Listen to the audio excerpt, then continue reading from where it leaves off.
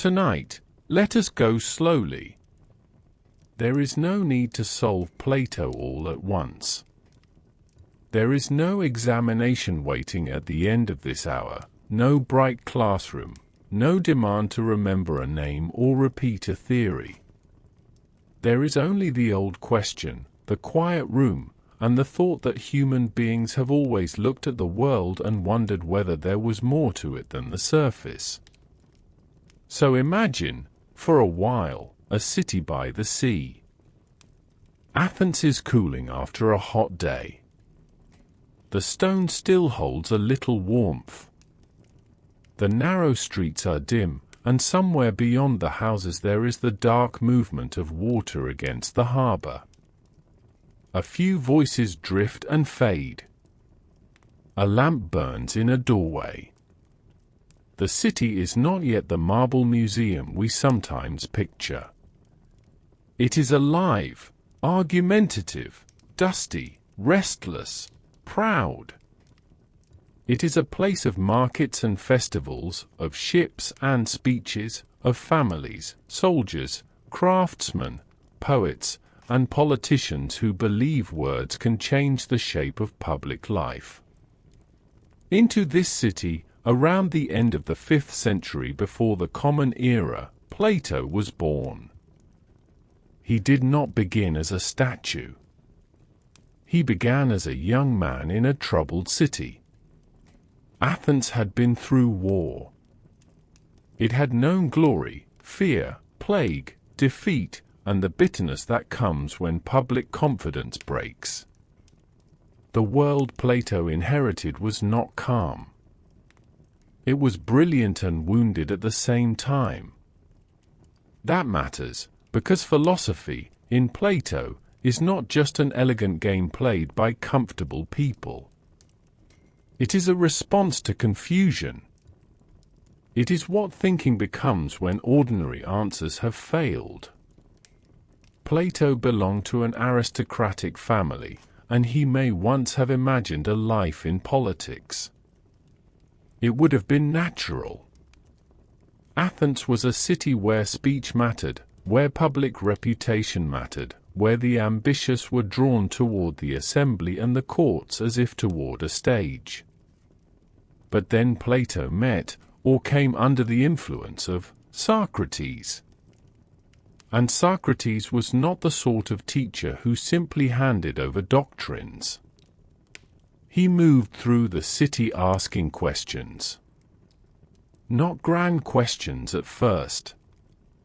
Often the questions sounded almost too simple. What is courage?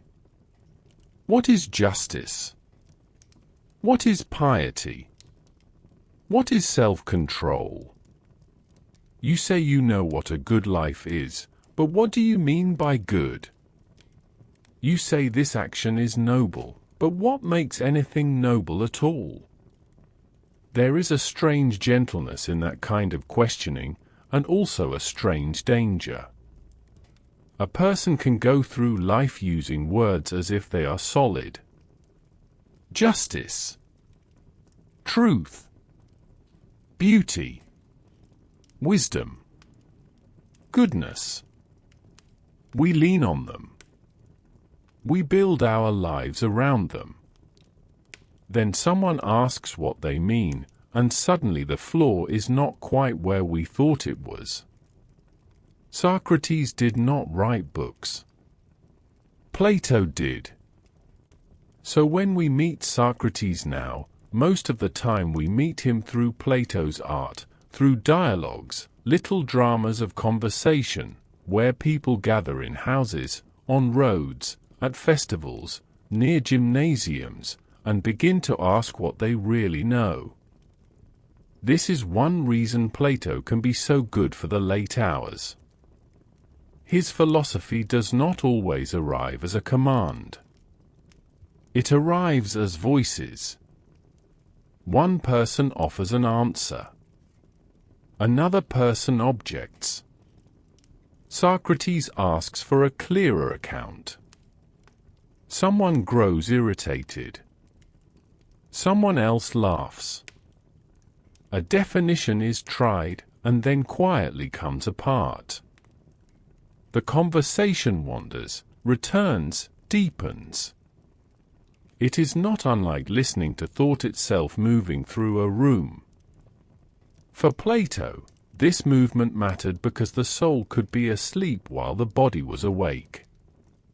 A person could be busy, successful, admired, even clever, and still be living among shadows.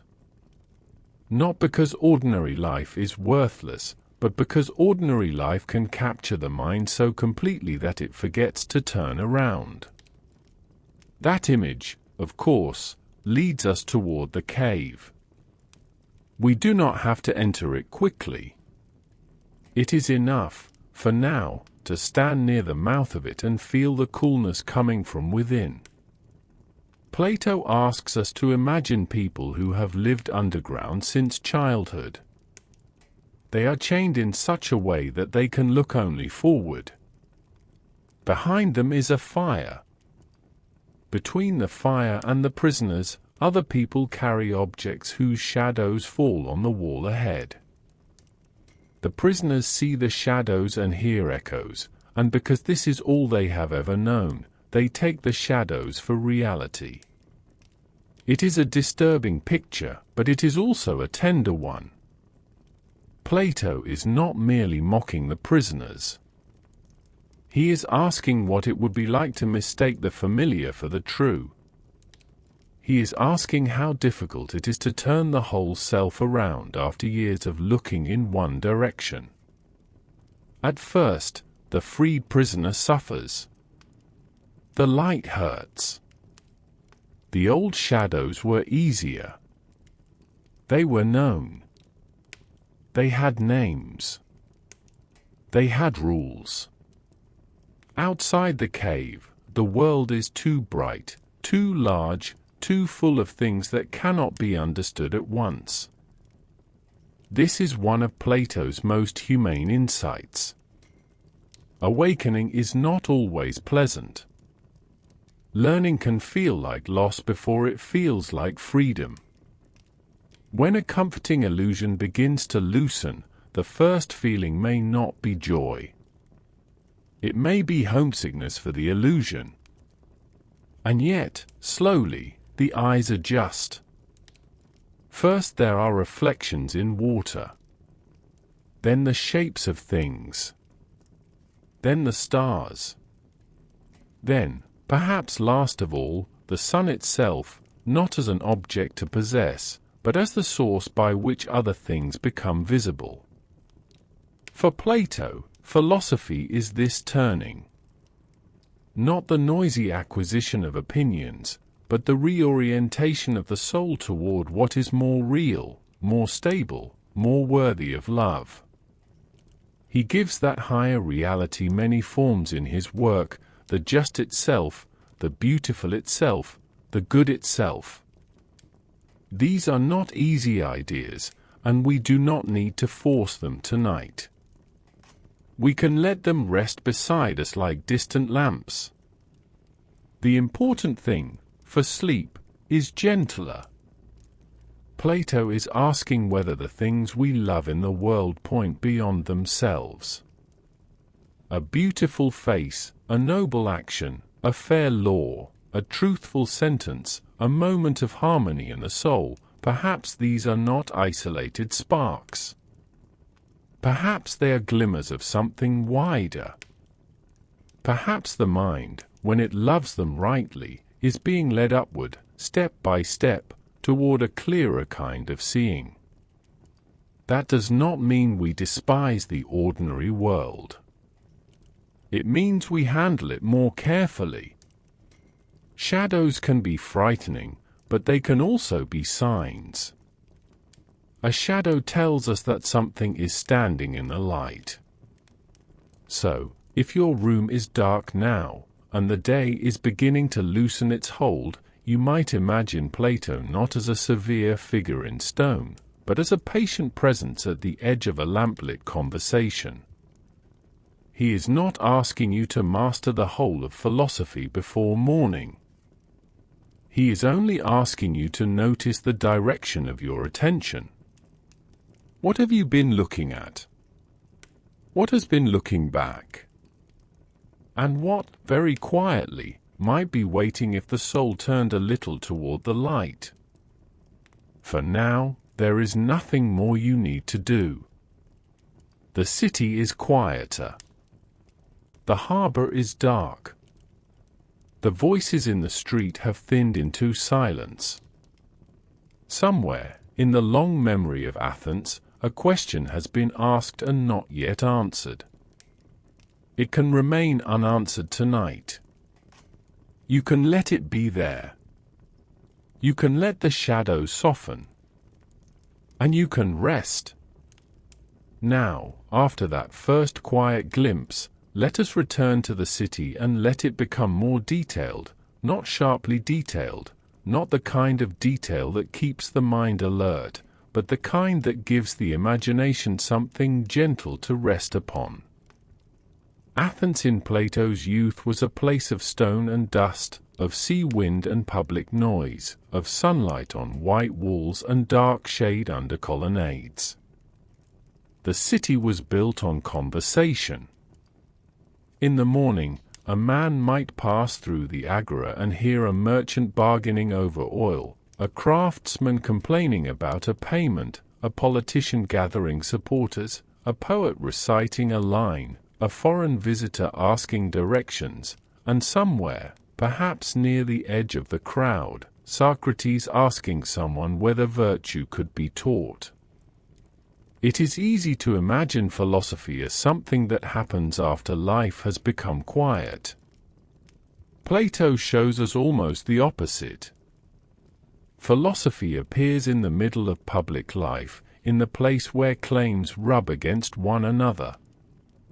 The city says, honor is this. The family says, duty is this. The poet says, glory is this. The general says, courage is this. The sophist says, success is this. The crowd says, whatever wins the applause is what matters. Socrates listens to all of this, and then asks the simplest and most inconvenient question. Is it true? The question is not loud. It does not need to be. It has the strange power of water finding a crack in stone. Imagine a young Plato watching this. He sees the brilliance of Athens, and also its instability. He sees how easily people speak with confidence. He sees how quickly the same crowd can praise and condemn. He sees laws, assemblies, speeches, trials, alliances, defeats. He sees human beings trying to rule themselves and often failing. He sees cleverness separated from wisdom. He sees power without knowledge. He sees good intentions caught in bad habits. And perhaps, somewhere inside him, a suspicion begins to form: if the city is confused, perhaps the confusion begins in the soul. This will become one of Plato's deepest themes. The city is not only a political arrangement. It is an image of ourselves. A noisy city resembles a noisy mind. A disordered city resembles a disordered soul. A city ruled by appetite, anger, vanity, or fear is not so different from a person ruled by those same forces. To ask what justice is, then, is not merely to ask how courts should function or how laws should be written. It is to ask how a human being might become inwardly ordered. But Plato does not rush there. He lets conversations unfold. He lets people speak in their own voices. In one dialogue, someone defines justice as telling the truth and paying what one owes. Socrates gently asks whether that is always right. If a friend lends you a weapon and later becomes dangerously unwell, should you return it simply because it is owed? The neat definition begins to tremble. In another conversation, someone says courage is standing firm in battle. But what about a wise retreat?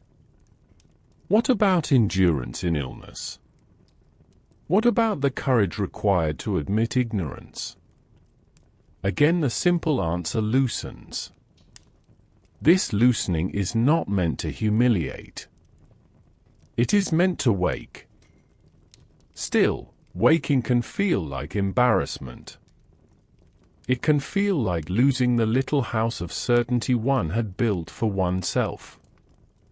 It can feel, at first, like being left in the open air.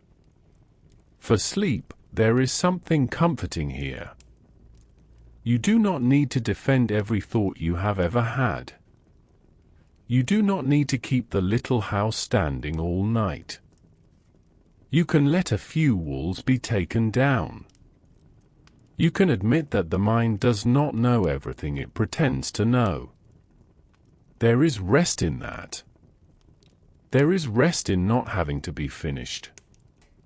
The young Plato would have learned, from Socrates, that wisdom begins with a kind of honesty. Not the loud honesty of confession, but the quiet honesty of proportion. I know this. I do not know that. I can see a little way. I cannot see the whole road. Someone who knows the limits of his knowledge is not empty. He is open. Socrates became famous for this openness, and also dangerous because of it. He questioned men who were thought to be wise, politicians, poets, craftsmen. He found that each of them knew something, but each was tempted to imagine that his knowledge extended further than it did. The craftsman knew his craft, but perhaps thought this made him wise about justice. The poet made beautiful lines, but perhaps could not fully explain the beauty he had made. The politician could move people, but perhaps did not know where they ought to be moved. This is not a small criticism. It touches every age. A person can know how to do one thing very well and then mistake that ability for general wisdom. A person can speak beautifully and yet not understand the good. A person can succeed in public and yet be inwardly lost. Plato never forgot this. His dialogues carry the memory of Socrates the way a quiet room carries the warmth of a lamp after the flame has been lowered.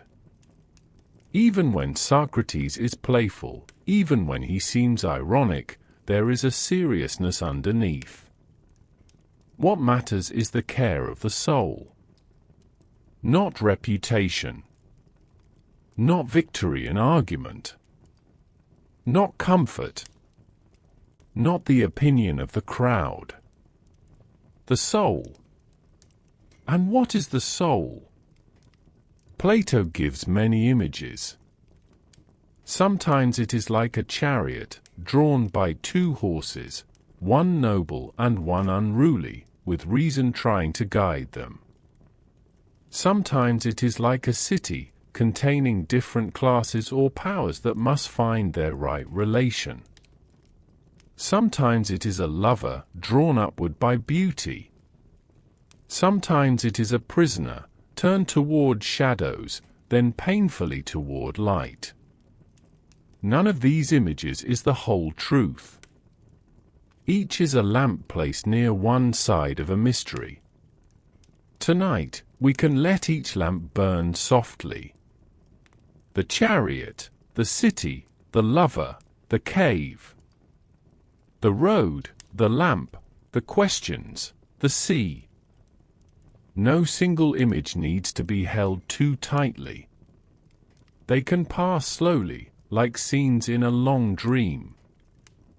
Plato's Athens had its public spaces, but it also had private rooms where the conversation could turn inward.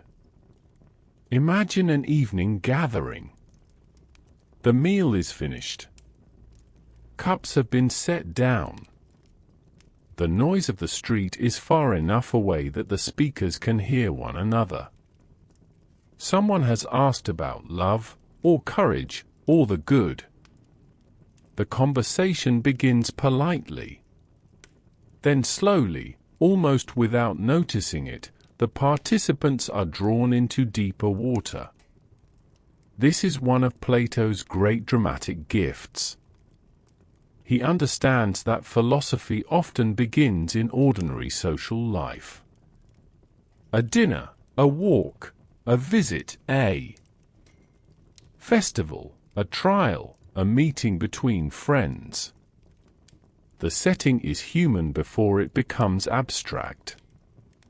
Ideas enter through doorways, sit beside people, accept a cup, listen, and speak. In the symposium, the subject is love. Not merely romance, though romance is not absent, but the strange human experience of being drawn beyond oneself by beauty. Each speaker offers a speech. Love is praised as a god, as a power, as a teacher of courage, as a search for one's other half. Then Socrates speaks of what he learned from Diotima, a wise woman whose teaching leads beyond any single beloved person toward beauty itself. The movement is slow and ascending. First, a person loves one beautiful body. Then he learns that beauty is present in many bodies. Then he learns to love beautiful souls. Then beautiful laws, beautiful customs, beautiful kinds of knowledge. Finally, if he is able, he turns toward beauty itself, not this face or that form, but the source by which beautiful things are beautiful. We do not need to turn this into a doctrine tonight. We can receive it as an image of refinement. Love begins with attachment. It may be confused, needy, possessive, dazzled. But love can be educated. It can become less hungry and more clear. It can learn to see beyond possession. It can become a way of waking up. This is a generous thought. Plato is often imagined as someone who distrusts the body and flees from the world. There is some truth in the tension he feels between appearance and reality, between desire and wisdom. But he also understands that the visible world can begin the soul's journey. Beauty does not have to be the enemy of truth. It can be the first hint. There are moments in ordinary life when something like this happens. A piece of music, a face, a line of poetry, the surface of water at evening, the patience of a friend, the dignity of someone doing a small task well. For a moment the world seems less accidental. It seems to point. Plato's language for that pointing is the language of ascent. The ascent does not need to be dramatic. Perhaps, tonight, it is only the mind releasing one anxious thought and turning toward a quieter one. Perhaps it is the body settling deeper into the bed. Perhaps it is the recognition that beauty can be loved without being seized. Perhaps it is enough to let the image of the path remain, olive trees, pale stone, a low sky, and a road that rises gently toward light. At the Academy, Plato tried to give that road a place on earth. The Academy was not a modern university, though people sometimes call it the first. It was a grove or precinct outside the walls of Athens, associated with the hero Academos. There, Plato gathered students and companions. They studied mathematics, dialectic, politics, ethics, astronomy, and the difficult art of asking better questions. The academy endured, in one form or another, for centuries. It became a symbol of the life of thought made communal. Imagine it not as a set of lecture halls, but as a landscape of repeated attention. Men walking under trees. Figures bending over diagrams. Someone drawing a line in dust. Someone else objecting. A teacher pausing before answering. The sound of leaves. The slow return to the same question from a new angle. Why mathematics? For Plato, mathematics trains the mind to turn away from the merely visible toward intelligible order. A drawn triangle is imperfect. Its lines have thickness. Its edges may wobble. But the mind can grasp the triangle as such, the form that no drawing perfectly exhausts. The visible figure helps the mind see what is not itself visible. This is a key movement in Plato. The physical world is not simply rejected. It is used as a ladder. A diagram, a beautiful body, a just action, a law, a melody, a conversation, each can point beyond itself if the soul learns how to look. The danger is stopping too soon. The prisoners in the cave do not merely see shadows. They mistake the shadows for the whole of what is real. The lover may mistake one beautiful body for beauty itself. The politician may mistake applause for justice. The clever speaker may mistake persuasion for truth. The wealthy man may mistake possession for fulfillment. Again and again, Plato asks us not to despise the lower thing, but not to absolutize it either. That is a useful word for the night. Not everything that appears urgent is ultimate. The mind can rest there. Not everything that appears urgent is ultimate. The day may have pressed its demands upon you. Messages, obligations, money, noise, memory, hope, irritation, fatigue. Each thing may have asked to be treated as the whole of reality. But perhaps, from Plato's view, many of these are shadows cast by deeper forms of need, the need for safety, love, order, meaning, rest. Philosophy does not erase those needs. It teaches the soul to turn toward them more truthfully. In the Republic, Plato's most famous dialogue, the question begins with justice. What is it? Is it merely the advantage of the stronger, as Thrasymachus claims? Is it only a social contract, followed because injustice has consequences? Is it something good in itself? Socrates and his companions build, in speech, a city. They imagine its classes, its education, its guardians, its dangers, its music, its stories, its rulers. Many of Plato's proposals are strange, severe, or troubling. We do not need to accept them tonight. What matters for our purpose is the analogy that emerges. To understand justice in the person, perhaps we can first enlarge it and look at justice in the city. The city has producers, auxiliaries, and guardians. The soul has appetite, spiritedness, and reason. Appetite wants food, drink, comfort, wealth, pleasure. Spiritedness wants honor, victory, recognition, defense. Reason wants truth and order. In an unjust soul, the lower parts rule. Appetite becomes tyrannical, or anger takes command, or the desire for reputation overwhelms judgment. In a just soul, each part has its proper role. Reason governs, spiritedness supports, appetite accepts measure.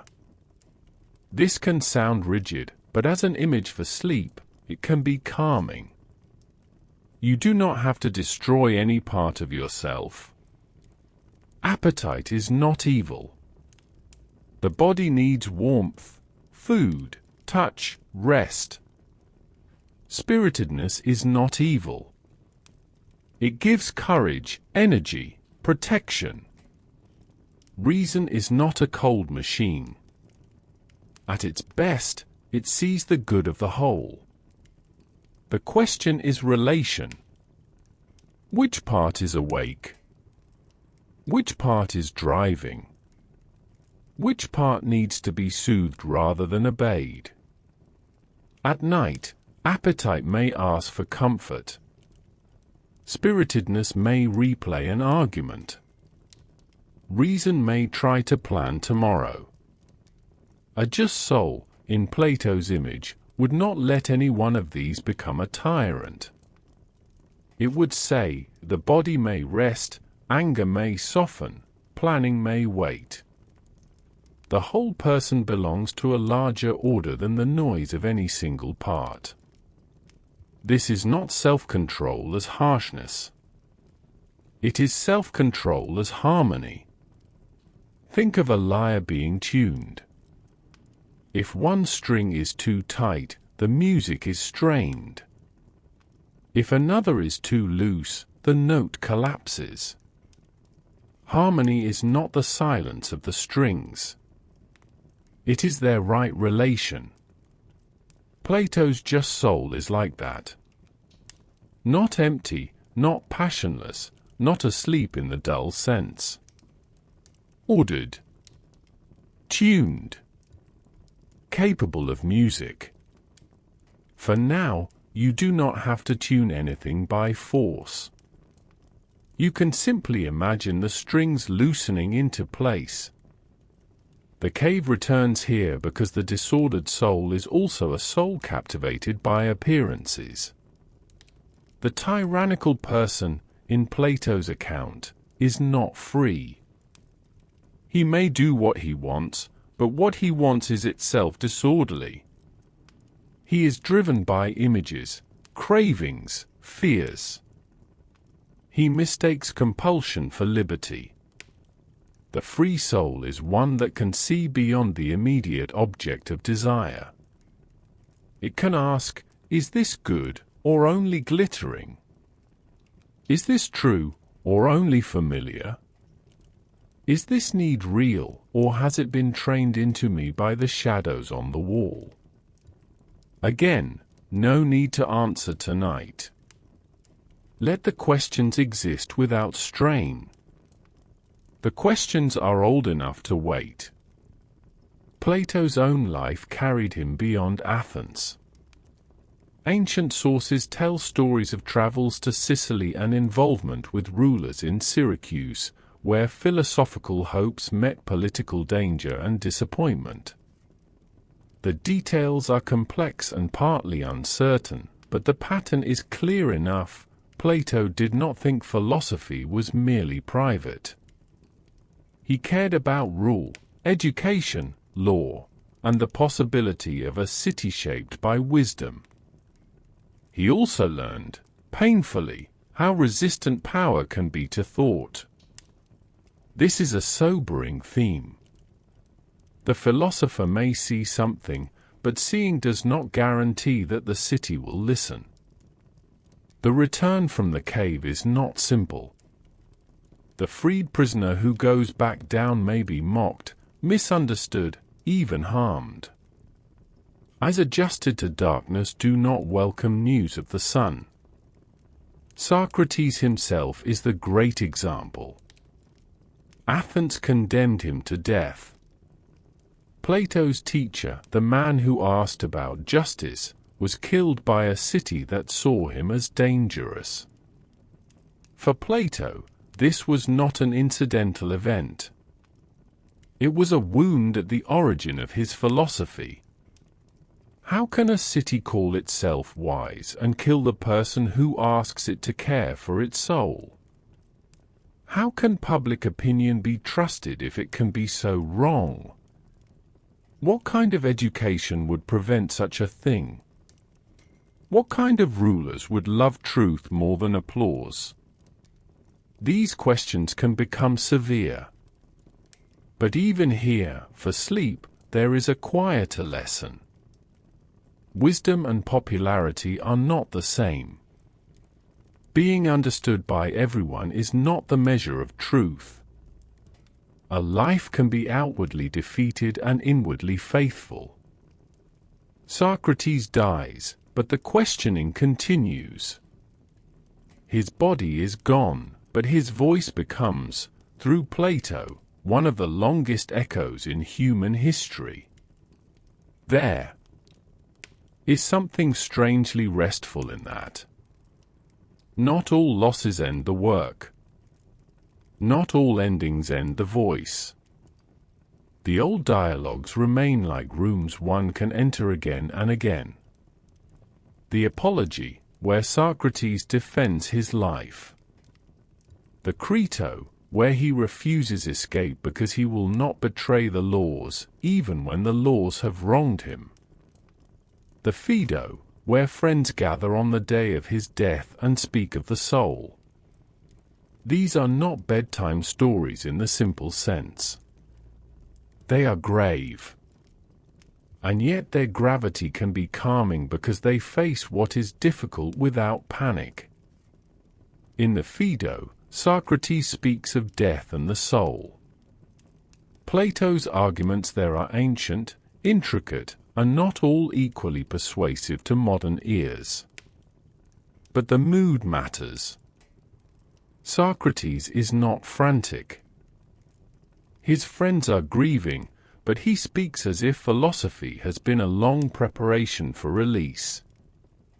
The philosopher, he suggests, has always been learning to loosen the soul from its excessive attachment to bodily confusion, not because the body is hated, but because truth asks for a clearer kind of attention. We can soften that thought for tonight. Sleep, too, is a little loosening. Not death, not escape from life, but a nightly letting go. The body's grip on the day's tasks relaxes. The mind releases its claim to control.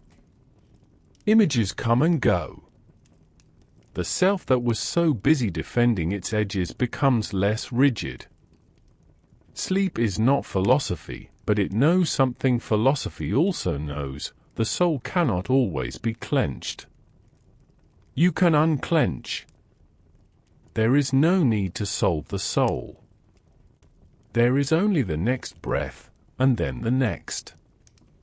As Plato grew older, his dialogues changed. The early conversations often end without a final answer.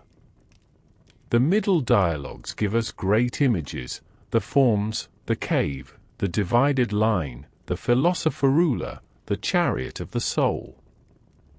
The later dialogues become more difficult, more technical, sometimes less dramatic. Plato does not become simple. He does not end as a man who has tied every thread. He continues to ask. This is worth noticing.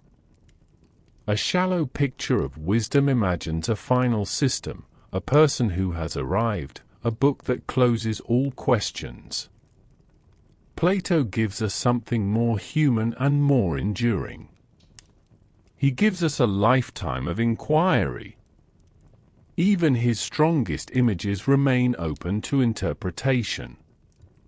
Scholars have argued for centuries about what he meant by the forms, how literally to take the Republic, how to understand his unwritten teachings, how Socrates and Plato relate, how the later dialogues revise the earlier ones. Plato's work is not a locked box. It is a landscape. And tonight we are not crossing the whole landscape. We are walking through it in moonlight. The forms, for instance, can be approached gently. Suppose you see many beautiful things, a face, a vase, a melody, a landscape, a generous action, a proof in mathematics, a balanced sentence. They differ from one another. Yet the mind recognizes something shared. Beauty appears in each, but none exhausts it. If one beautiful thing changes, ages, breaks, or fades, beauty itself does not seem to vanish. Plato asks whether the mind is somehow aware of a stable reality beyond the changing examples. Modern readers may hesitate. We may not want to say that beauty itself exists in a separate realm. We may prefer to speak of patterns, ideals, abstractions, concepts, values. But even if we translate Plato into other language, the experience remains. The mind can compare imperfect things to standards they do not fully meet.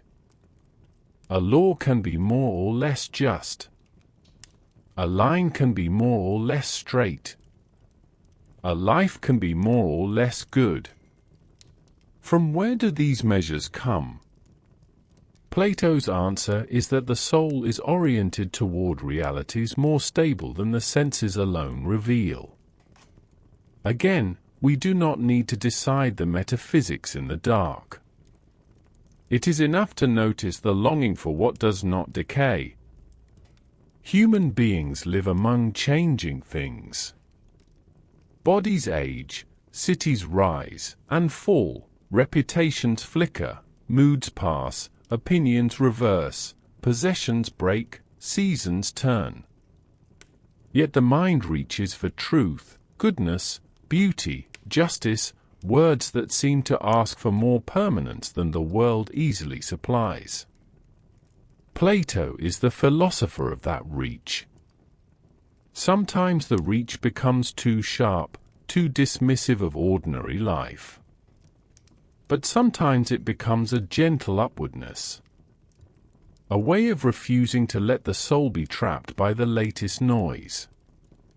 A way of remembering that what is most real may not be what is most loud. As the night deepens, this can become a form of rest. What is loud is not always real. What is urgent is not always important. What is visible is not always complete. The soul can turn slowly. The Republic's divided line gives another image. At the lower level are shadows and reflections. Above them are physical things. Above those are mathematical objects, grasped by thought. Above all is dialectical. Understanding, oriented toward the good. The line is not a ladder one climbs once and abandons. It is a map of kinds of seeing. Dream, belief, reasoning, understanding. Image, object, pattern, source. In sleep, we return to images. The mind makes its own shadows. It recombines the day into strange scenes. Plato might distrust dreams as unstable appearances, but perhaps even dreams can be treated gently. They show us how image-making is woven into the soul. We are not pure reason.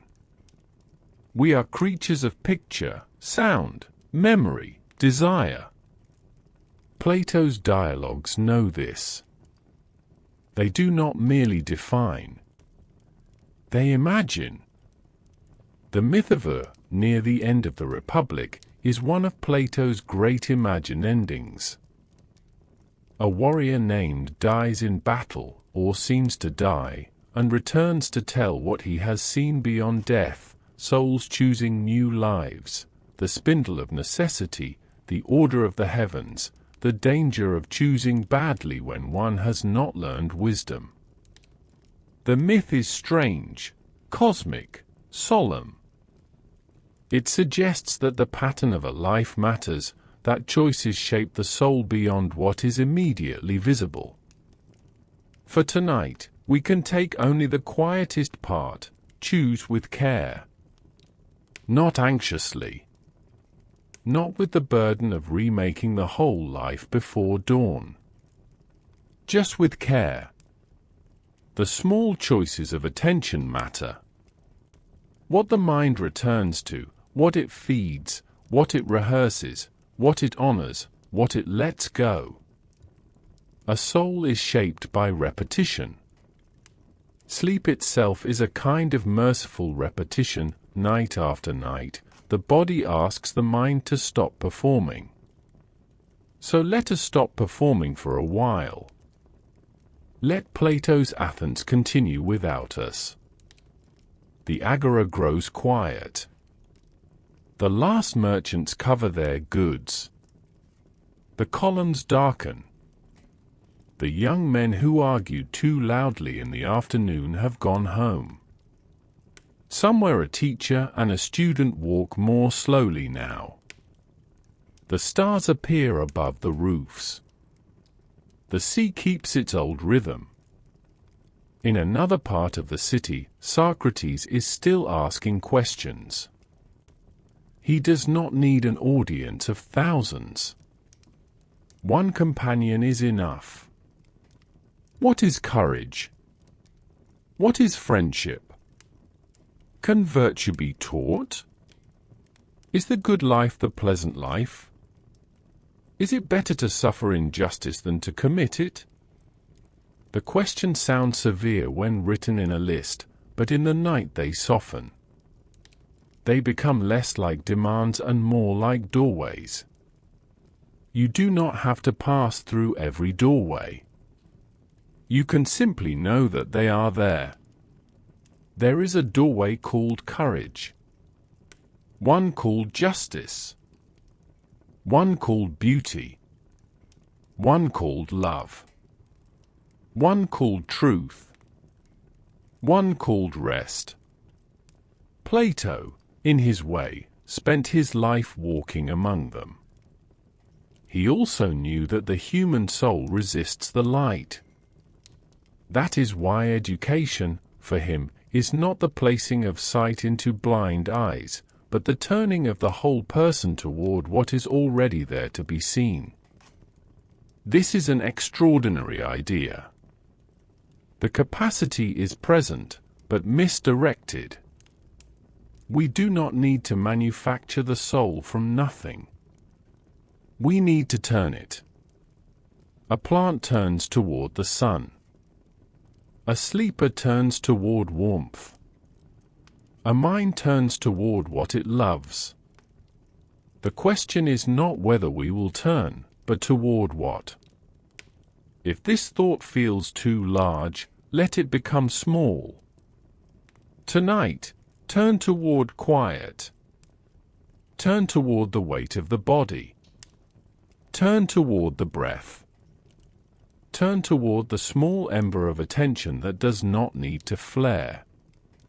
Turn toward the possibility that rest is not a failure of discipline, but part of the order of a life. Plato's philosopher is often awake, perhaps too awake for ordinary comfort. But even the philosopher must sleep. Even the lover of wisdom has a body. Even the questioner grows tired. The academy, after a day of arguments, would have entered evening. Scrolls put away. Dust settling. The grove darkening. Someone remembering an objection for tomorrow. Someone else walking home in silence, not because the question has been answered, but because the mind has done enough for one day. You have done enough for one day. Let the rest be tomorrow's work, or no one's work. The cave can wait. The forms can wait. The city can wait. The argument can wait. The old philosopher sits by the lamp. He does not ask you to stay awake. Perhaps he knows that some truths ripen in darkness. Let us imagine now a longer passage through Plato's world, a passage that moves as slowly as a person walking without any urgent destination.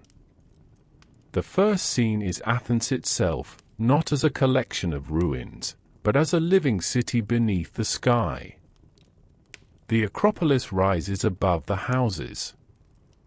The streets bend around walls and courtyards.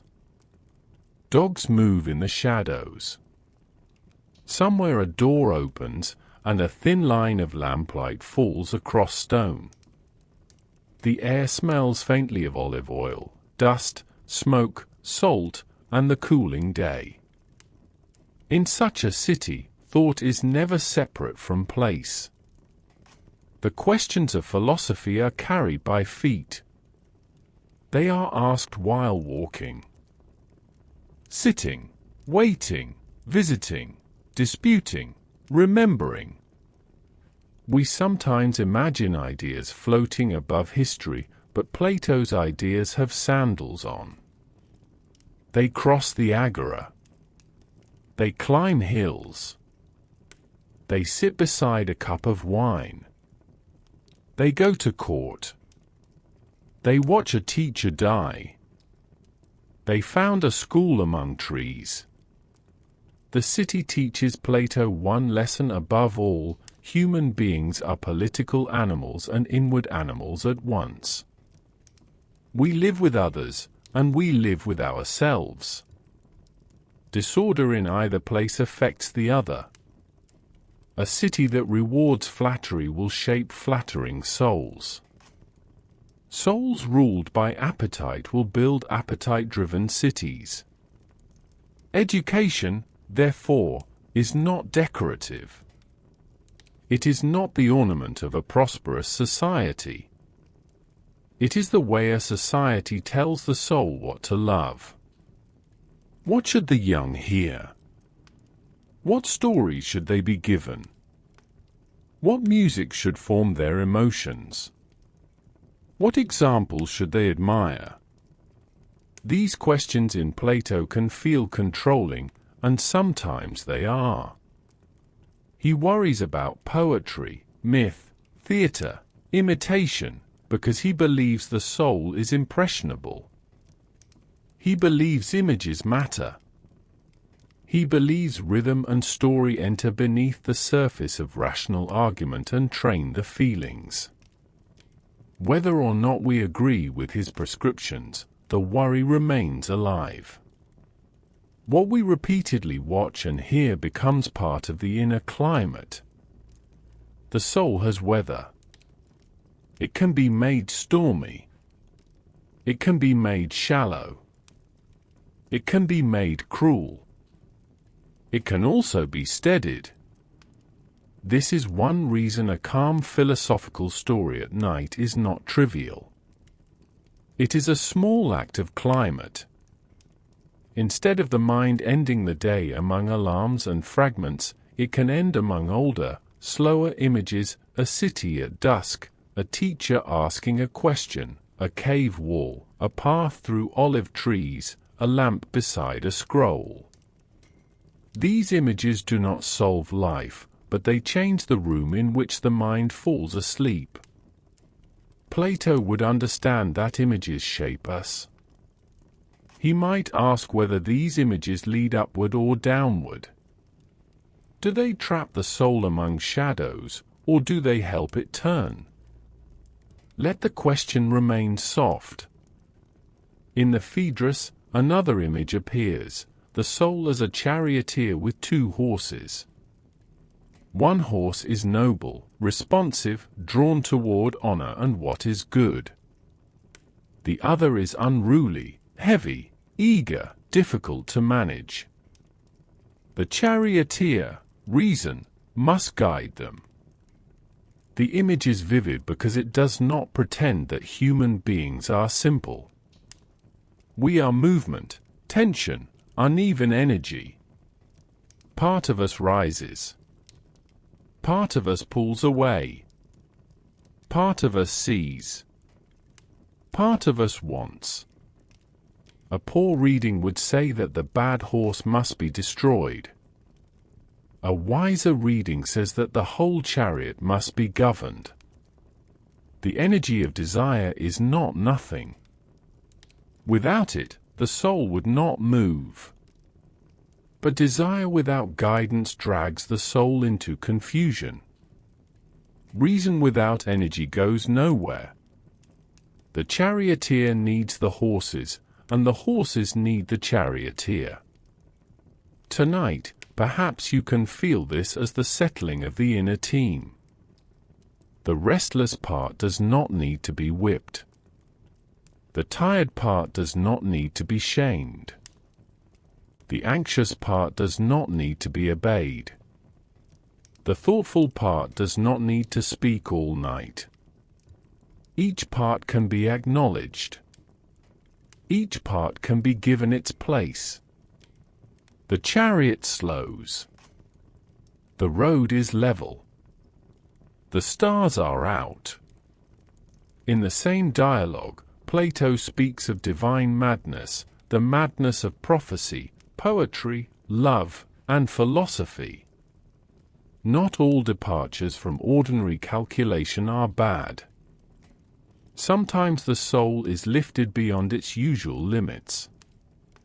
Beauty, again, becomes the beginning of ascent. The beloved is seen, and the soul remembers wings. This language is strange, but tender. It suggests that we are not merely trapped in the present. We carry traces of a higher vision. Beauty awakens homesickness for a place the soul has somehow known. You do not have to believe this literally to feel its power. There are experiences that make ordinary life seem too small for what we are. Music can do this. Grief can do this. Love can do this. The sight of the night sky can do this. A question can do this. Plato gives that feeling metaphysical dignity. He says, in effect, that the ache for more is not meaningless. It may be a sign of the soul's origin and destination. For sleep, we can let that ache become gentle. Not a demand. Not a frustration. A faint remembered light.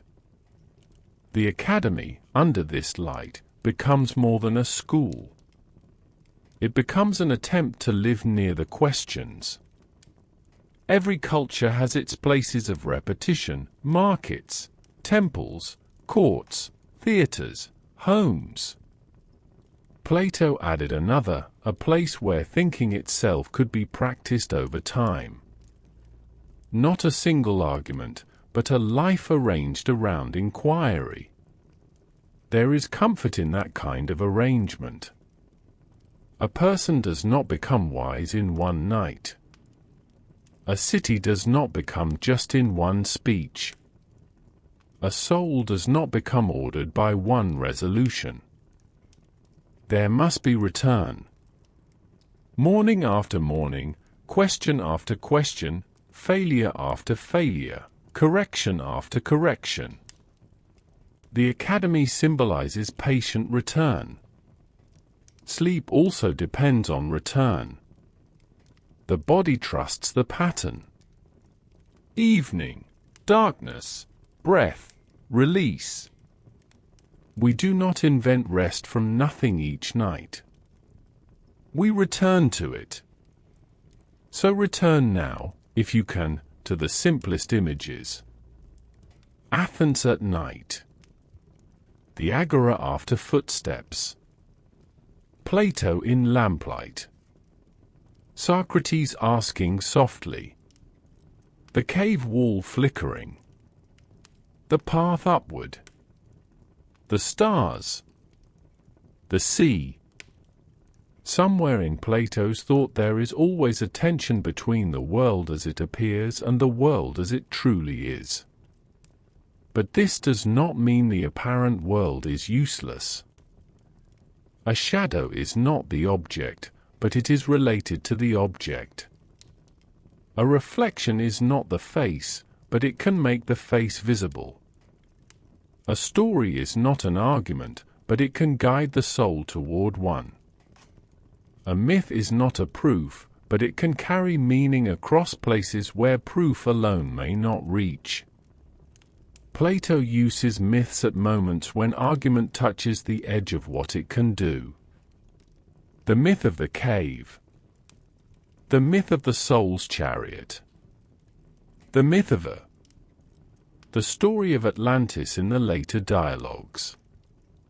These are not merely decorations. They are philosophical images, and they work differently from definitions. A definition tries to say what a thing is. An image lets the soul dwell near a truth before it can define it. That is what this night is for. Not mastery. Dwelling near. Dwell near courage without needing to be heroic.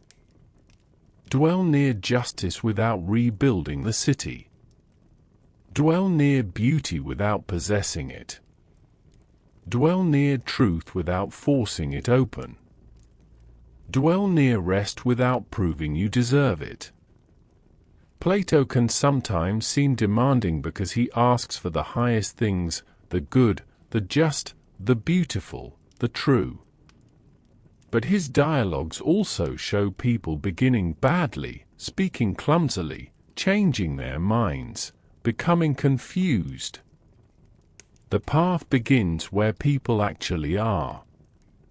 It begins in half-knowledge, vanity, sincerity, impatience, curiosity, embarrassment, wonder. Wonder is especially important. Aristotle later says that philosophy begins in wonder, but Plato's work is full of it too. Wonder is not ignorance alone. It is ignorance that has become awake. It is the mind noticing that what seemed obvious is not obvious. It is the pause before inquiry. Children know it naturally.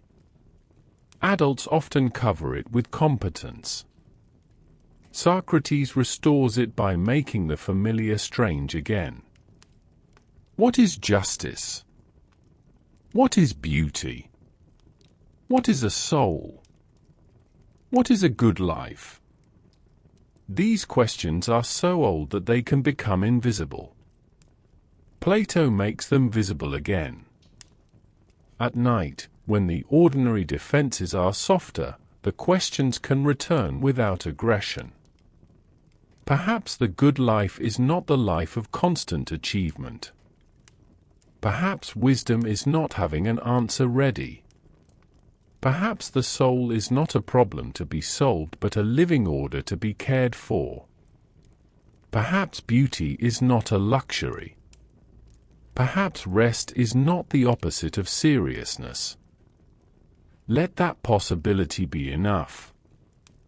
There is another Plato, less often imagined, Plato the craftsman of writing. He writes dialogues, not treatises. He chooses scenes, characters, interruptions, moods. He allows irony. He refuses to appear directly as a lecturer. His own view is often mediated through Socrates, but Socrates in the dialogues is also a literary figure, sometimes historical, sometimes transformed. This means that reading Plato is never simply receiving content. It is entering a staged conversation. Why would a philosopher hide in drama? Perhaps because truth in human life is dialogical. We approach it through exchange, correction, response. A bare doctrine might be memorized without transforming the person. A dialogue invites the reader to participate. You hear an answer and test it. You feel the force of an objection. You notice your own impatience. You are not told only what to think. You are shown thinking. This is why the dialogues survive not as museum pieces but as living rooms of thought. Tonight, you can sit quietly in one of those rooms. No one calls on you. No one requires your reply. Socrates asks a question, and someone else answers. Plato writes it down. The lamp trembles. The conversation continues. You may listen, or you may drift. The dialogue will not be offended. It has waited more than 2,000 years. It can wait until morning. As the long night of this story moves on, let us visit the cave more fully, but gently. Imagine the prisoners not as grotesque figures, but as ordinary minds habituated to one wall. They have language. They have competitions. They name the shadows. Perhaps they honor the person who best predicts which shadow will come next. They have expertise within the cave. They are not stupid. They are adapted.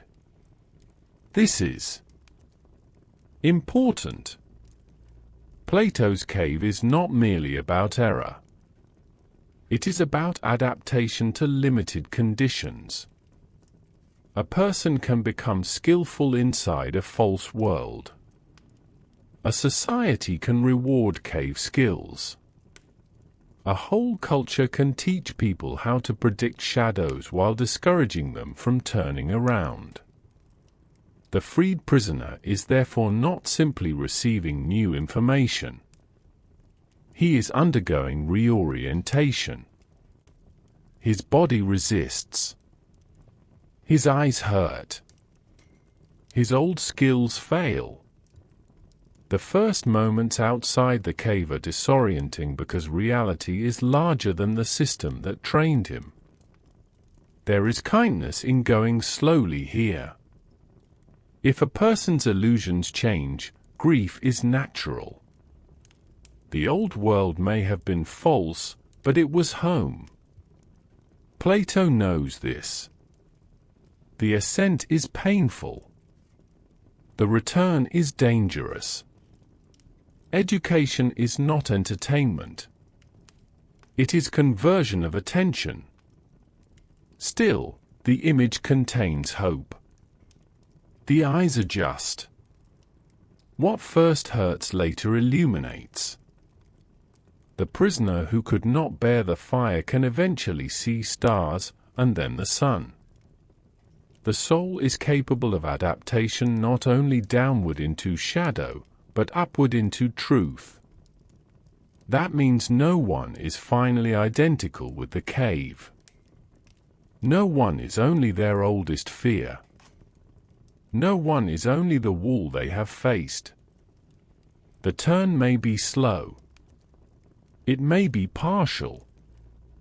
It may need help. But the capacity to turn is there. For tonight, perhaps the turn is very small. Away from the bright wall of the day's anxieties. Away from the inner theater of replayed conversations. Away from the shadows cast by fatigue. Toward the quieter fact that you are here, breathing, held by the bed, accompanied by an old voice from a far city. The shadows need not vanish. They can soften. Outside the cave, the world is not ablaze all at once. Plato describes a progression, first shadows outside, then reflections in water, then the things themselves, then the night sky, then the sun. This order is merciful. The soul needs intermediaries. Reflections are not the final truth, but they help the eyes. The night sky is not the sun, but it prepares the mind for light. In a sleep video, images serve a similar kindness. They are not arguments. They are reflections in water. Ancient Athens. The Agora. Plato by a lamp. Socrates under olive trees. They do not prove the good. They give the mind something soft and order to look through. Let each image pass. Do not hold it. The city fades into the grove. The grove fades into a face. The face fades into a path. The path fades into stone. The stone fades into light. At the highest point of the Republic's image is the good. Plato's good is notoriously difficult. It is beyond being, he says, in dignity and power. It is like the sun, not merely one visible thing among others, but that by which visible things are seen and by which they grow. In the intelligible world, the good gives truth to what is known and power to the knower. This is lofty language, and the sleepy mind need not climb all the way. But the analogy is beautiful. The sun does not argue with the flower. It lets the flower appear. It does not shout at the eye. It makes seeing possible. The good, for Plato, is like that, the source that makes truth and value intelligible. If the word good feels too abstract, think of it as the deepest yes behind all smaller goods. The reason justice matters. The reason beauty matters. The reason truth is worth seeking. The reason the soul is not satisfied by shadows alone. Plato does not give us a simple formula for the good. Perhaps that is fitting. The source of light is not easily stared at. It is known partly by what it makes possible. Tonight, perhaps goodness is known by small effects, the easing of the breath, the quieting of a harsh thought, the memory of someone kind, the decision not to chase one more worry, the willingness to rest. Small goods are not the whole good, but they may be its reflections. In the Laws, one of Plato's late works, the tone is different from the Republic. The conversation concerns lawgiving, education, social order, and the limits of political life. It is less radiant, perhaps more sober. The philosopher has aged. The dream of a perfectly wise ruler has given way to attention to law, habit, institution, music, drinking parties, civic training. Plato still cares about the soul, but he knows more about human recalcitrance. People need forms. They need rhythms. They need customs that carry them when insight fails. There is wisdom in late Plato's sobriety. Not every soul will ascend by pure dialectic. Not every city will be ruled by philosophers. We need second-best arrangements. We need habits that protect us from our weaker hours. We need shared practices that make goodness more likely. Sleep, again, is practical wisdom. The ideal mind might rest easily whenever it chooses. Real minds need dimmer lights, repeated rituals, familiar sounds, a voice that does not hurry, an image that does not startle. A sleep video is a small law for the evening. Here is the pace now. Here is the tone. Here is the turning away from urgency. Plato would approve of the seriousness of habit, even if he might question the technology. Imagine explaining to him that, many centuries later, people would fall asleep to artificial voices telling stories about his questions while images of Athens drift across a glowing screen. He might be puzzled. He might object. He might ask what kind of soul such images produce. And then, perhaps, he would ask whether the story turns the listener toward the good or deeper into illusion. That is the question we can keep. Does this image enslave attention, or release it?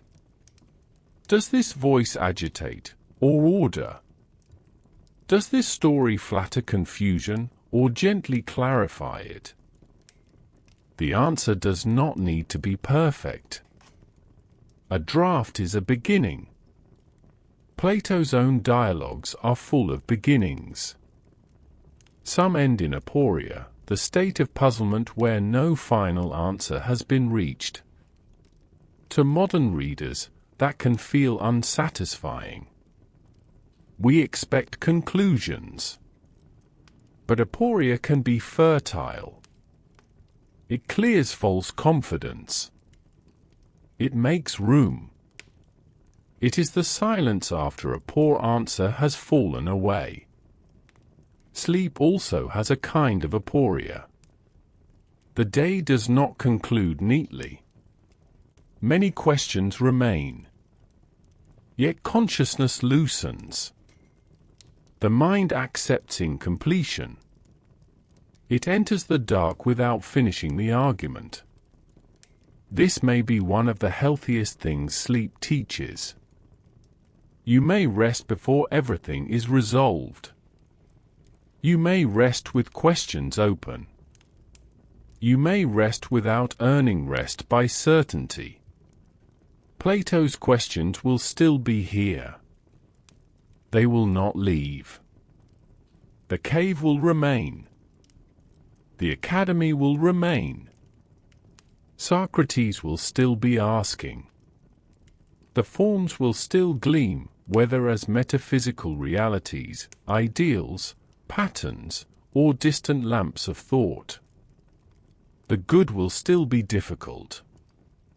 Athens will still be beautiful and troubled. The soul will still need care. But for now, care may mean release. Let us walk once more, in imagination, through the sequence of the night.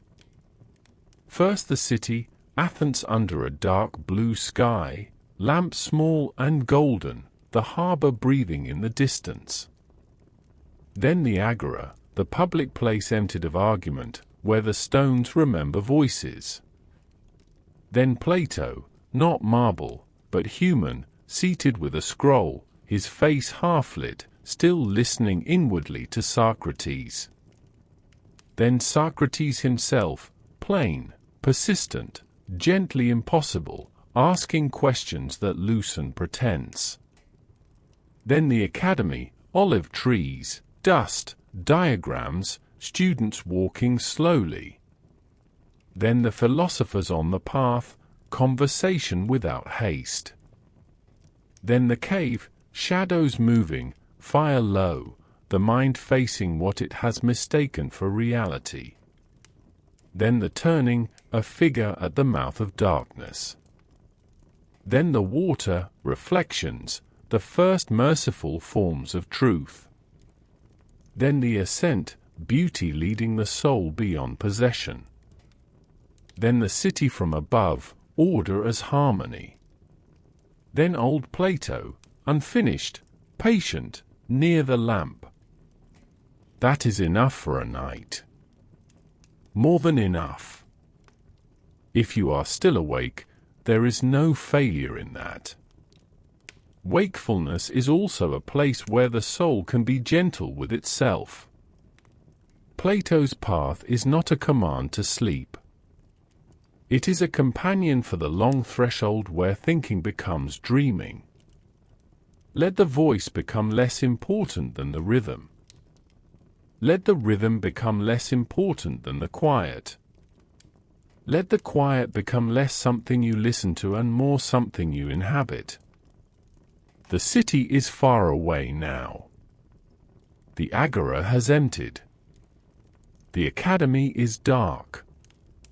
The cave wall flickers, but no one needs to name the shadows. The path outside is pale under the moon. Plato closes the scroll. Socrates asks no more for tonight. The old questions remain, but they have lowered their voices. You can lower yours. You can let the body be heavy. You can let the mind stop guarding every doorway. You can let beauty be a lamp in another room. You can let justice wait until morning. You can let truth be patient. You can let the good be distant and kind. And if, somewhere before sleep, a final image is useful, let it be simple. A quiet courtyard. An oil lamp. A philosopher listening. A dark sky above Athens. And beyond the city, unseen but present, the sea moving in the night. Nothing to solve. Nothing to prove. Only the slow turning of the soul toward rest. Only the shadows softening. Only the light, far off, waiting without hurry. And if the night is still open, if the mind has not yet crossed fully into sleep, then we can remain a little longer with Plato, not by forcing new ideas, but by walking the same ground more slowly. A good philosophical walk often returns to familiar stones. The second passing is different from the first. The eye has adjusted. The road is known enough to be safe, but not so known that it has lost its mystery. Let us begin again with Socrates, because for Plato, Socrates is never merely a beginning that can be left behind. He is the remembered center. Socrates is the question made human. He is not physically beautiful in the conventional accounts. He is not wealthy. He does not command armies. He does not write a book, establish a grand system, or decorate himself with the signs of success. Yet he becomes, for Plato, the most important man in Athens. Why? Because he makes the soul visible to itself. Most of us move through the day responding to what appears in front of us. We answer messages. We manage duties. We defend ourselves. We seek pleasure. We avoid embarrassment. We carry old injuries. We rehearse future scenes. We want to be understood, admired, forgiven, safe. The soul is busy. It is so busy that it rarely becomes an object of care. Socrates interrupts that busyness. He asks not only what you are doing, but what sort of person is doing it. He asks not only whether you are winning, but whether the victory is good for you. This is why the care of the soul is not a decorative phrase. It is radical. To care for the soul is to ask whether one's inner life is becoming truthful, ordered, just, and awake. It is to treat the invisible center of a person as more important than reputation. It is to value what cannot be easily displayed. In a culture of display, this is almost unbearable.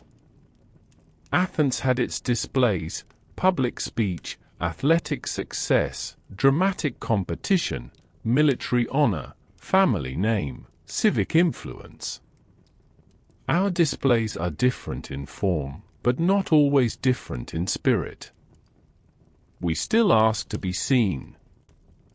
We still fear being nothing in the eyes of others. Plato's Socrates asks a deeper question. What are you when no applause is coming? What are you when the crowd has turned away?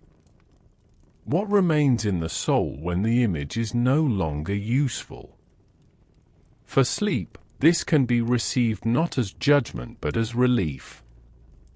You do not have to be an image here. You do not have to continue the performance of the day. No one is watching the soul fall asleep. There is no audience to satisfy. The care of the soul, at this hour, may be as simple as refusing to keep whipping the mind after it is tired. Socrates often claims not to know. This is not stupidity. It is a disciplined refusal to pretend. He knows enough to recognize false knowledge. He knows enough to examine. He knows enough to care. But he does not claim the possession of wisdom as though it were an object in his pocket. In this sense, his ignorance is spacious. It leaves room for truth to arrive. There is a kind of sleep in that ignorance, or at least a kinship with sleep. To sleep, one must stop holding everything in conscious control. One must become less defended. One must permit a kind of not knowing. You do not know what dreams will come. You do not know what thoughts will dissolve. You do not know exactly how the body repairs itself in the dark. You trust the old process. Socratic ignorance, too, trusts that not pretending is better than false possession. Let that trust be near you. You do not need to know everything tonight. You do not even need to know what tomorrow will ask. There will be enough light for tomorrow when tomorrow comes. Another of Plato's recurring themes is friendship in thought. The dialogues are rarely solitary. Even when one person speaks at length, the setting is relational. Someone asks, someone answers, someone listens, someone resists, someone becomes confused. Philosophy is not merely a private theater in the head. It is shared attention. This matters because human beings often become trapped in private loops. A fear repeats itself. A grievance circles. A fantasy grows stronger because nothing answers it.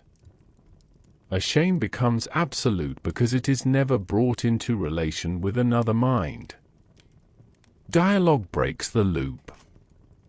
It introduces difference. It allows a thought to meet air. Socrates' questions can be irritating because they do not let the private loop remain sovereign. If you say justice is helping friends and harming enemies, he asks what a friend really is, and whether harming anyone can make them better. If you say courage is confidence, he asks whether foolish confidence counts. If you say virtue is taught, he asks why the virtuous often fail to teach their sons. The loop is interrupted. The mind must look again. In sleep, the interruption comes differently. It may come through rhythm. A slow voice interrupts the speed of worry. A soft image interrupts the harshness of the day. A small fireplace sound interrupts silence just enough to make the room feel inhabited. Not loudly. Not as entertainment. As company. Perhaps that is what this video is meant to be, company for the threshold. Not a lecture. Not a performance demanding attention. A companionable room where old questions are allowed to breathe. Imagine, then, a small group walking near the academy. The path is pale under evening light. There are olive trees, and the dry sound of leaves.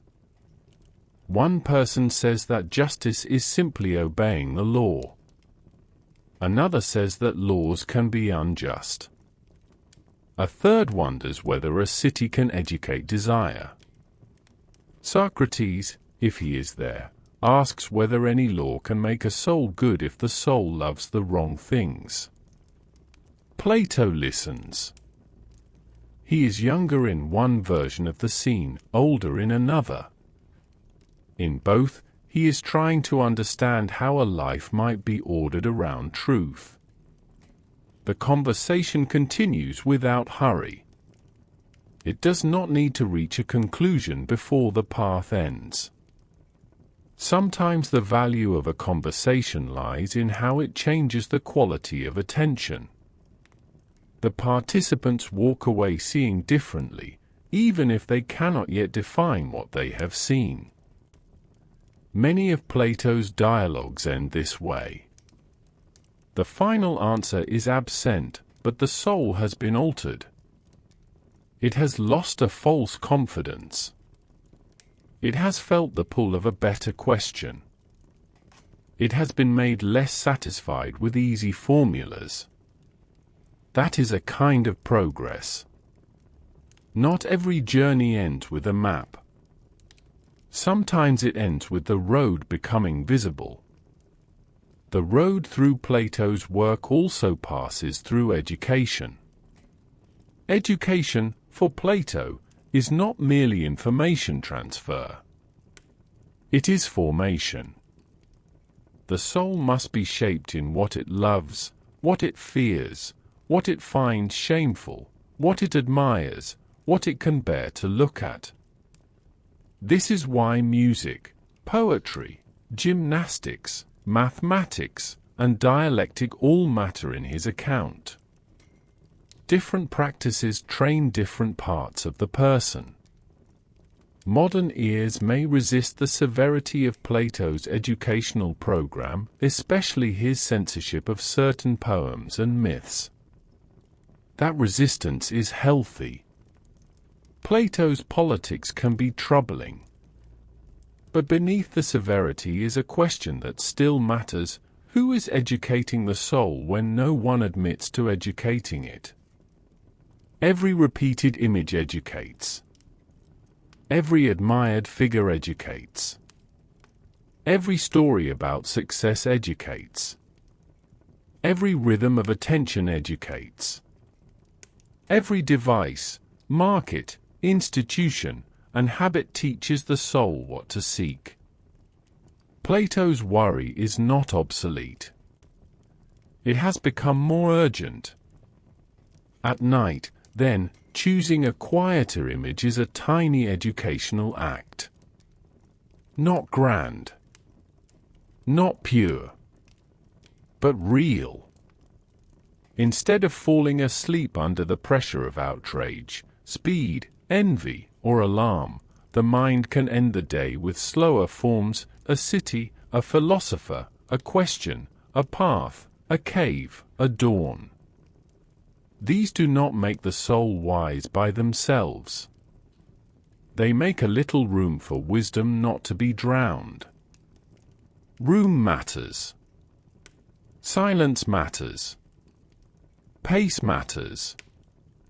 The philosopher's task is not always to add more thoughts. Sometimes it is to create the conditions in which thought can become clear. Plato's mathematics can be understood in that way. Mathematics slows the soul and directs it toward relations that do not depend on opinion. A crowd can vote that a line is equal to another line, but the truth of equality is not made by the vote. A ruler can command people to accept a false proof, but the proof remains false. Mathematics gives the mind practice in submitting to what is not merely personal. This is one reason Plato values it. The soul that has only lived among persuasion may need to encounter necessity. Not political force, but intelligible necessity. The triangle does not flatter. The ratio does not applaud. The proof either holds or it does not. There is rest in such impersonal order. Not the rest of warmth, but the rest of clarity. Some listeners may find mathematics anything but restful, and that is understandable. But Plato is thinking of mathematics as a ladder for the mind, a way of learning that truth is not identical with appearance. The drawn circle is imperfect. The intelligible circle is exact. The visible world offers approximations. Thought reaches toward form. At the edge of sleep, this can become an image rather than a lesson, a figure drawn in sand, a student bending over it, the line glowing faintly in lamplight, the mind seeing beyond the mark to the order it suggests. The mark fades. The order remains. In the Timaeus, Plato gives a grand and difficult cosmological story. A divine craftsman, the demiurge, orders the cosmos according to intelligible patterns.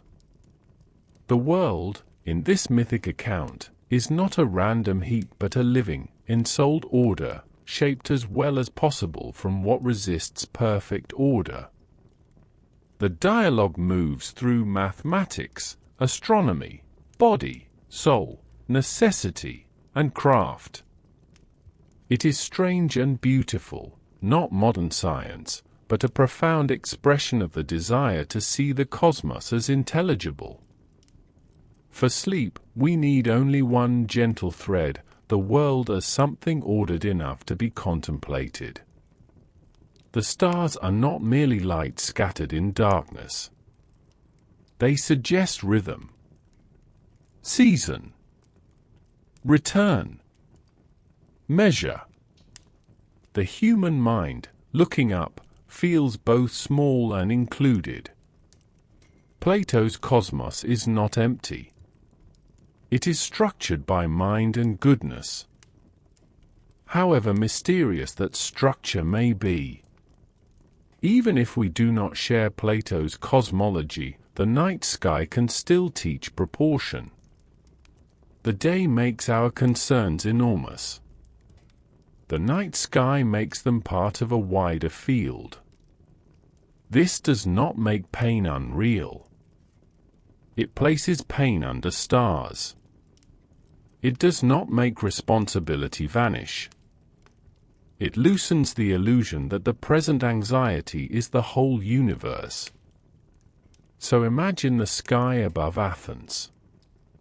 Not the bright, crowded sky of a modern city, but a deeper one. The constellations visible. The sea dark below. The academy quiet. The cave somewhere inland, imagined rather than mapped. The soul looking up. There is order larger than your worry. There is darkness larger than your fear. There is rest older than your day. Plato's political hopes may seem far from such rest, but they, too, begin in longing for order. The philosopher ruler is one of his most famous and controversial ideas. The city will not be just until philosophers rule, or rulers genuinely philosophize. It is easy to mock, and in practice it raises dangers. Who decides who is wise? What happens when certainty gains power? Plato's own experiences in Sicily suggest how fragile the dream can be. Still, beneath the political formula is a simpler sorrow. Societies are often ruled by people who do not love wisdom. They love victory, wealth, reputation, tribe, appetite, spectacle. Plato asks what it would mean for public power to be guided by knowledge of the good. The question remains painful because it remains unanswered. For our purposes tonight, the philosopher-ruler can become an inward image. What would it mean for the ruling part of the soul to love wisdom? Not to be clever. Not to be severe. Not to suppress every desire. To love wisdom. To govern the inner city in the light of what is good for the whole. The appetite says, "Give me this now." The spirited part says, "Defend me, praise me, let me win." Reason, if it loves wisdom, does not despise them. It listens, measures, orders. It says yes when yes is good, no when no is kind, later when later is wiser, enough when enough is true. Enough is a beautiful word at night. Enough work. Enough worry. Enough replaying. Enough striving. Enough. The inner city lowers its lamps. The gates are watched, but not anxiously. The market sleeps. The council is quiet. The restless voices that argued through the day have gone home. Reason does not stand in the square shouting. It simply keeps the peace. This image of the soul as a city can be used gently. If one part of you remains awake, perhaps it is only a late citizen crossing the square. It need not wake everyone. Let it pass. If a thought knocks at a door, perhaps the door does not need to open. If an old argument starts speaking from a balcony, perhaps no crowd gathers. The city has entered night. Plato also knows about imitation. In the Republic, he worries that imitating certain characters can shape the imitator. Actors, poets, and audiences can become inwardly accustomed to passions they repeatedly perform or admire. Again, his prescriptions may be too strict, but the psychological insight is sharp. We become, in part, what we rehearse. What does the mind rehearse today? Fear? Anger? Competence? Hope? Defense? Desire? Whatever it has rehearsed, it can now rehearse something else. It can rehearse release. It can rehearse trust. It can rehearse not finishing. It can rehearse the small courage of lying still.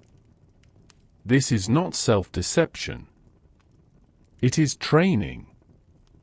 A musician practices scales. A craftsperson repeats motions. A speaker rehearses lines. A soul also practices.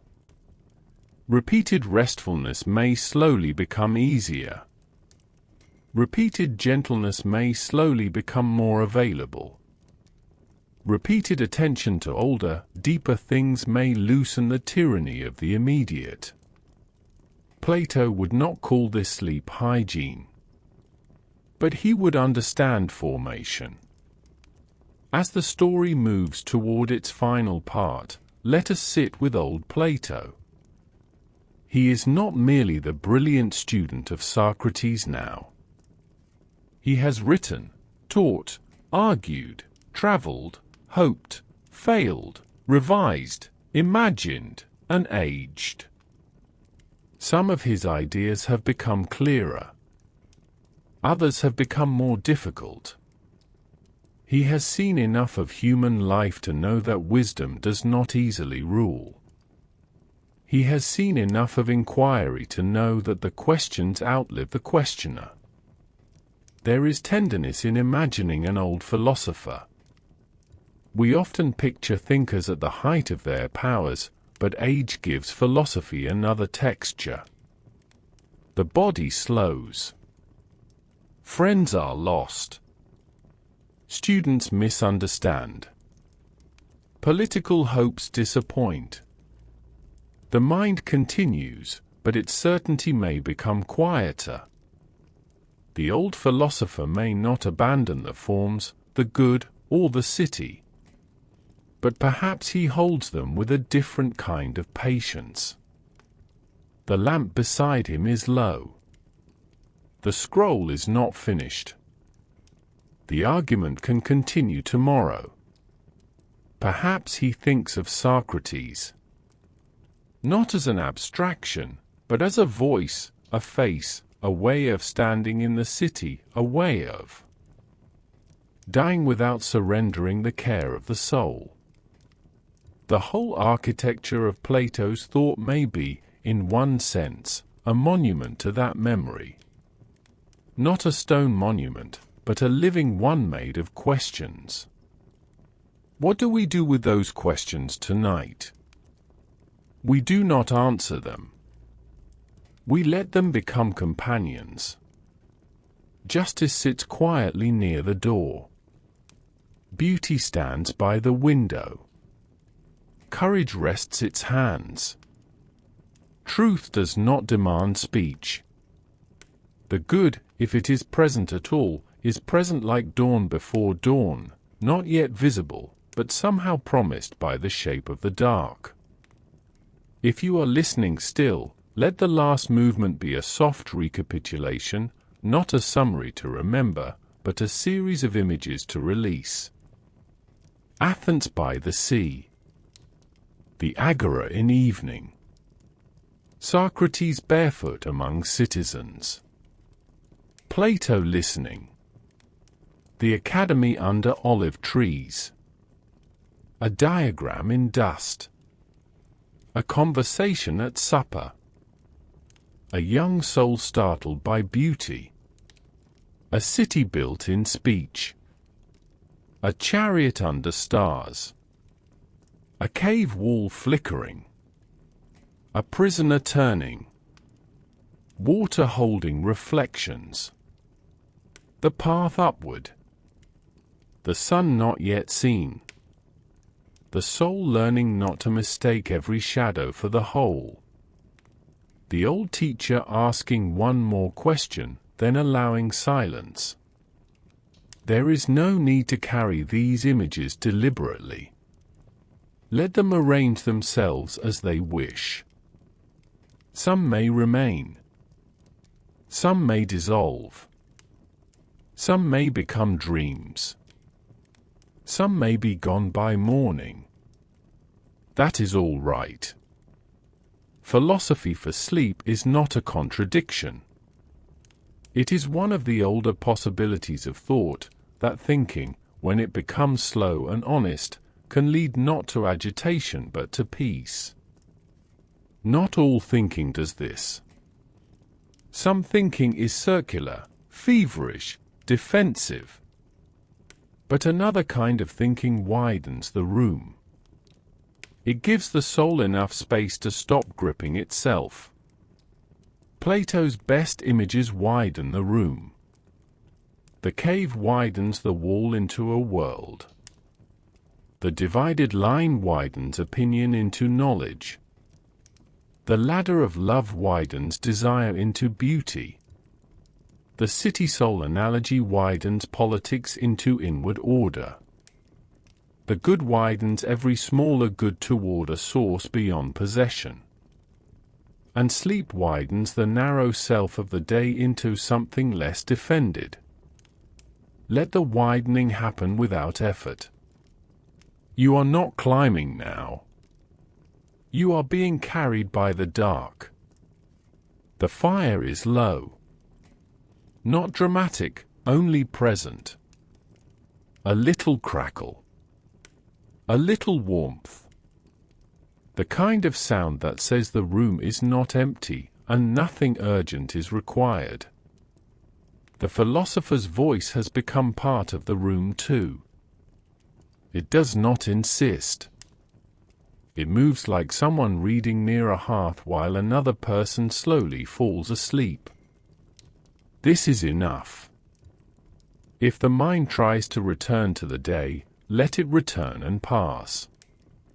If it tries to plan, let the plan blur.